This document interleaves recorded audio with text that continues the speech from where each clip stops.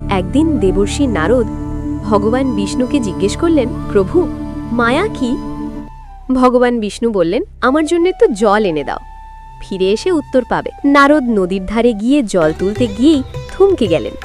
এক সুন্দরী কন্যা, তার চোখে এক অদ্ভুত টান।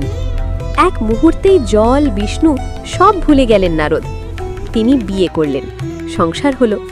বছরের পর বছর কেটে গেল।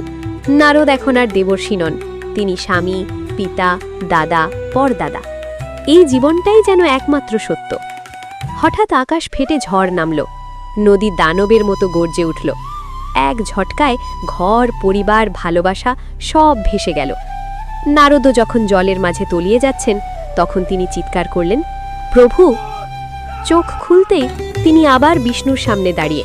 নদী নেই, সংসার নেই, এক ফোঁটা জলও নেই। ভগবান বিষ্ণু শান্ত স্বরে বললেন, এই তো মায়া নারদ। যা সত্য বলে মনে হয় সেটাই সবচেয়ে বড় ভ্রম।